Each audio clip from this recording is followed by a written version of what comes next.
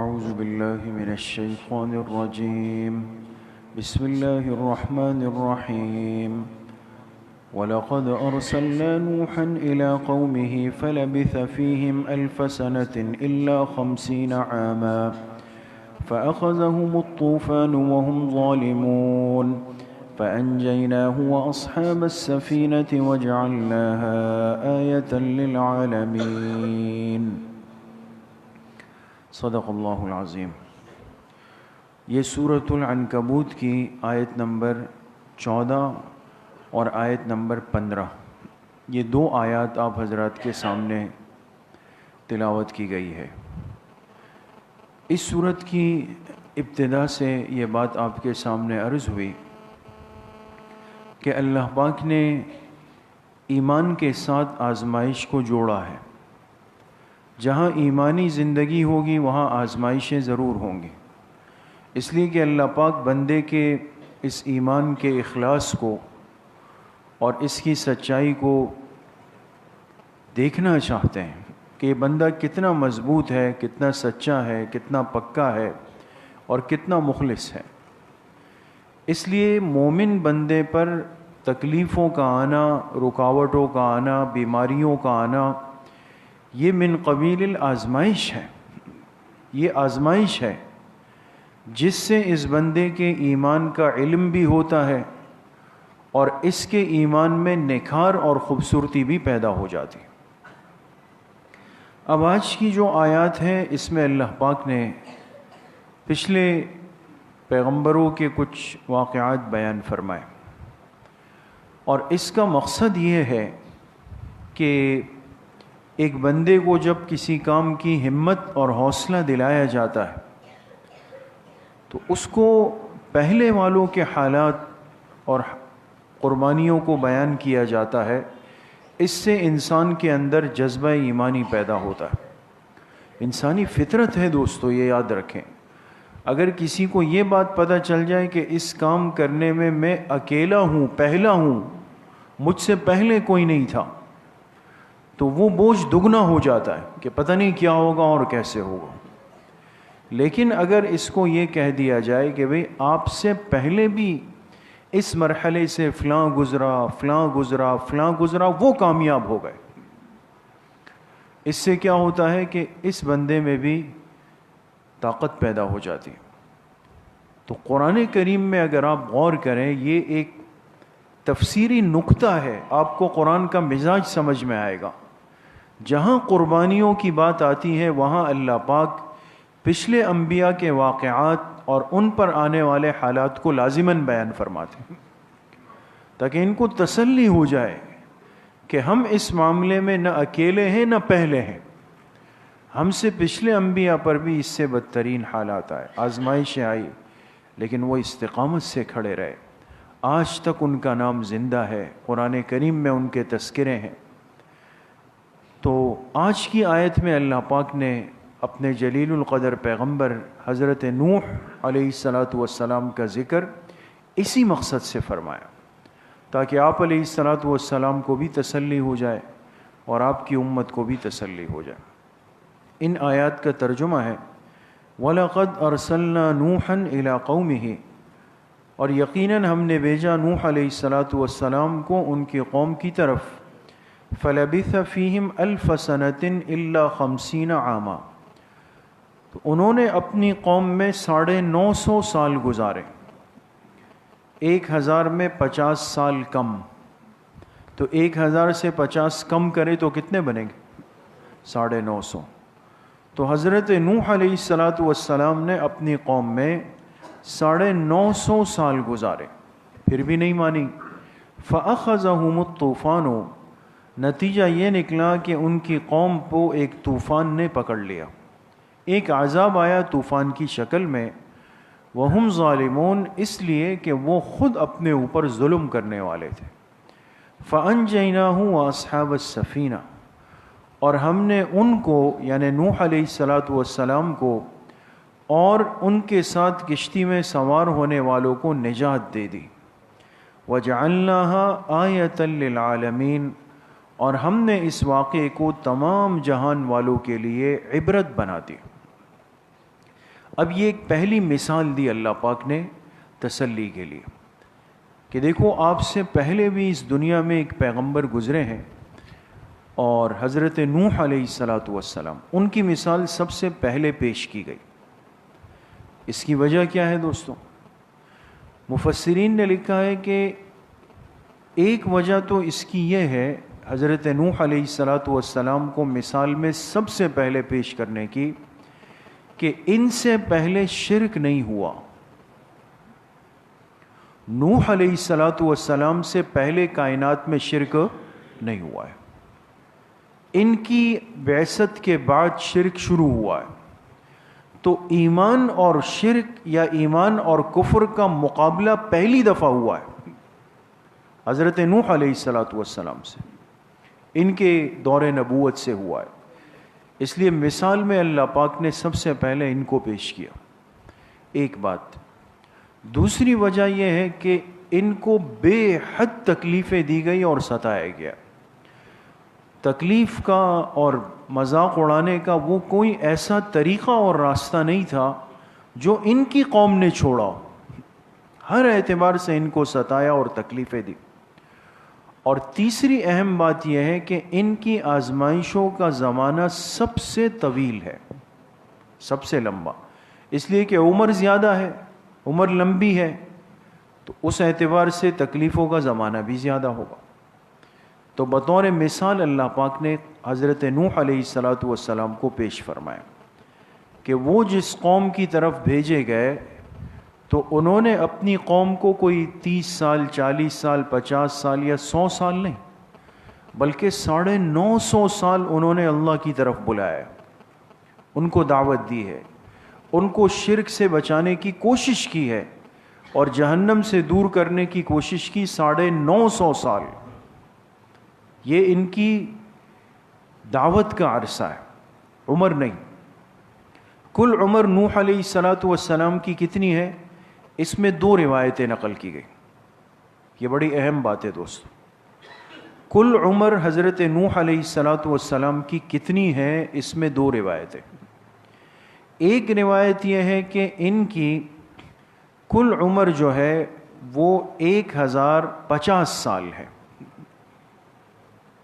1050 سال، 950 سال تو ان کی دعوت کی عمر ہے، اپنی قوم کو دعوت دی ہے، اور باقی 100 سال ان کی عمر جو ہے وہ 40 سال نبوت سے پہلے کی ہے اور 60 سال اس کے بعد کی ہے، قوم کے غرق ہونے کے بعد کی۔ تو 100 اور 950 کو ملائیں تو کتنے بنتے؟ 1050 سال، ایک قول یہ۔ دوسری روایت یہ ہے، حضرت عبداللہ ابن عباس رضی اللہ عنہ کی روایت ہے، اس میں ہے کہ حضرت نوح علیہ الصلاۃ والسلام کی کل عمر 1400 سال ہے، 1400 سال۔ خیر 1400 سال ہو یا 1050 سال ہو، لیکن ایک بات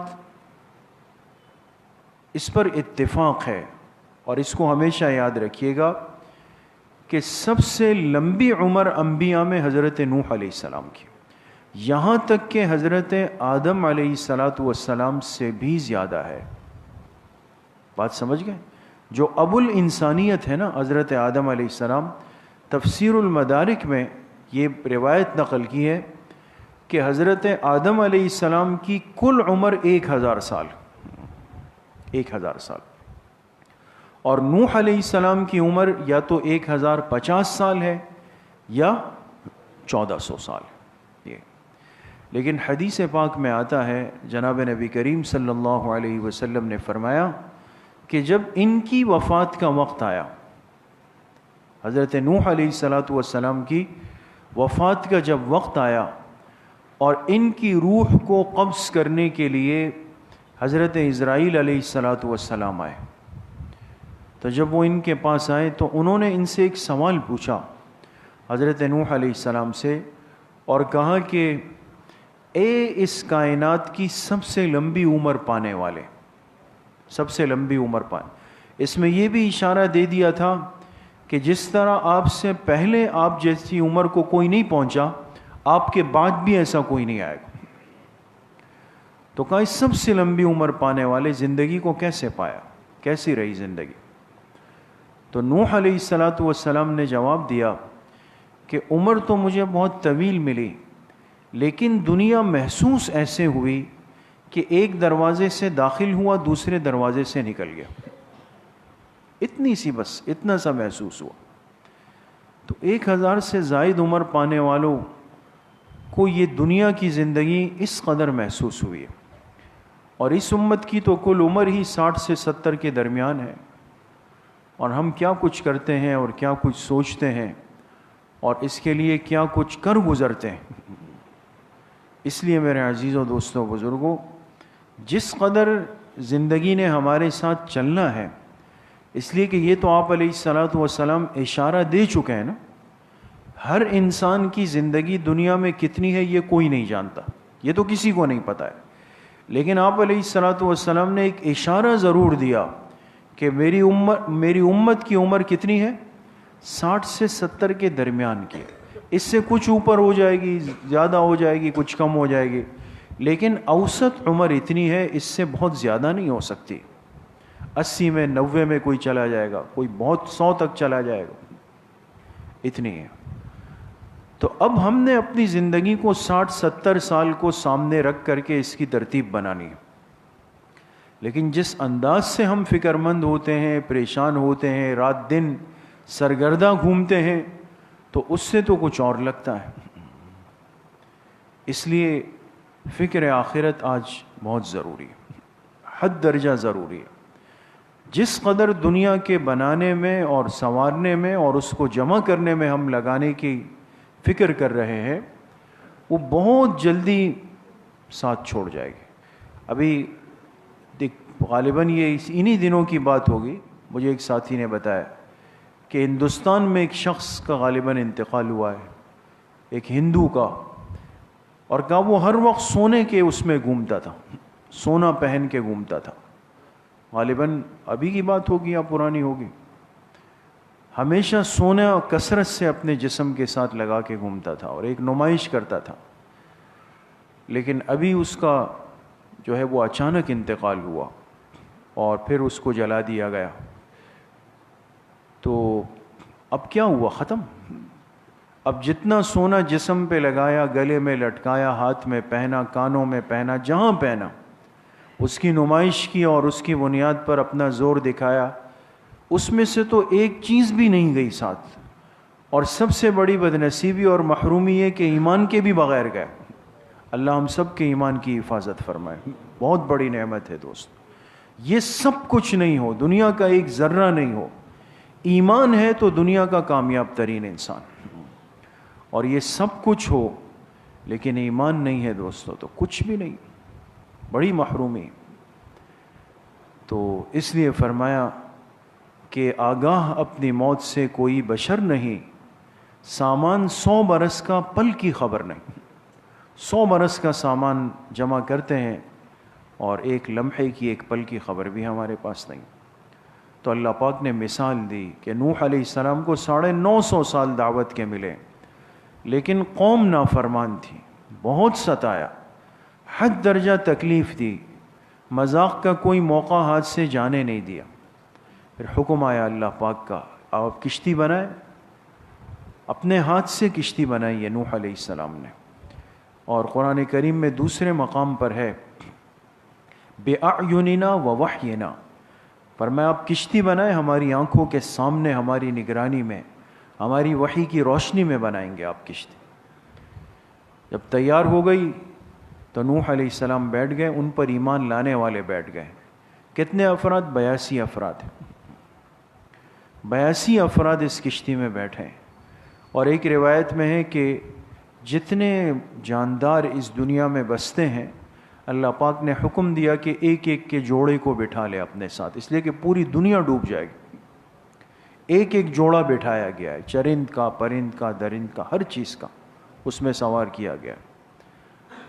और फिर नूह अलैहिस्सलातु वस्सलाम अल्लाह के हुक्म से गए और वो जूदी पहाड़ पर जाकर उनकी किश्ती जो है वो लग गई। बाकी पूरी दुनिया जो है वो डूब गई। और इसमें इनका सगा बेटा भी शामिल है नूह अलैहिस्सलाम का, जिसका नाम था किनान। किनान नूह अलैहिस्सलाम का बेटा है, لیکن چونکہ ایمان نہیں لایا اور انہی نافرمانوں کی صحبت اور مجلس اختیار کی، نصیحت نہیں مانی، تو نتیجہ کیا نکلا کہ پیغمبر کی ولدیت کی نسبت بھی ان کو نہیں بچا سکے، بیٹے ہونے کی نسبت نہیں بچا سکے۔ کیوں؟ اس لیے کہ ایمان ساتھ میں نہیں ہے دوستو، ناکام ہو گیا اور قیامت تک کے لیے ایک نشان عبرت بن گیا۔ تو کتنی بڑی خوش نصیبی ہے کہ ہمیں ایمان، کلمہ، یہ دین بہت آسانی سے ملا، لیکن ہم اتنے گناہ کرتے ہیں اور اتنی نافرمانیاں کرتے ہیں کہ جس سے اس ایمان کی حالت اور کیفیت کو دن بدن کمزور کرتے چلے جا رہے ہیں۔ اس لیے گناہوں سے بچنا، اللہ کی نافرمانیوں سے بچنا، برے ماحول سے بچنا بہت ضروری ہے، اور نیک ماحول کو، مسجد کے ماحول کو، اللہ والوں کی صحبت کو اختیار کرنا اپنے ایمان اعمال کی حفاظت کے لیے بہت ضروری ہے۔ اللہ پاک مجھے بھی آپ سب کو صحیح عمل کی توفیق نصیب فرمائے۔ انشاءاللہ کل بروز ہفتہ حسب ترتیب صبح 11 بجے سے 11:30 بجے تک مستورات کی اصلاحی مجلس ہوگی بنات کے مدرسے میں۔ گھروں کی مستورات کو آدھا گھنٹہ دے دوستو، تھوڑا سا یہ وقت نکالیں۔ دین کو سیکھنا سننا ان کا بھی حق ہے جتنا ہمارا حق ہے، تو باوجود اس کے کہ گھر کے کام ہوتے ہیں، مشاغل ہوتے ہیں، لیکن دیکھیں یہ ہماری اجتماعی ذمہ داری، ان کو اہتمام کے ساتھ بھیجیں، آدھا گھنٹہ ان کو فارغ کر کے دیں۔ اور اسی طرح کل عصر کی نماز کے بعد مسجد میں مختصر بیان اور ذکر کی مجلس ہوگی، اس میں بھی ساتھی اہتمام سے شرکت فرما۔ الحمدللہ رب العالمین والصلاة والسلام علی سیدنا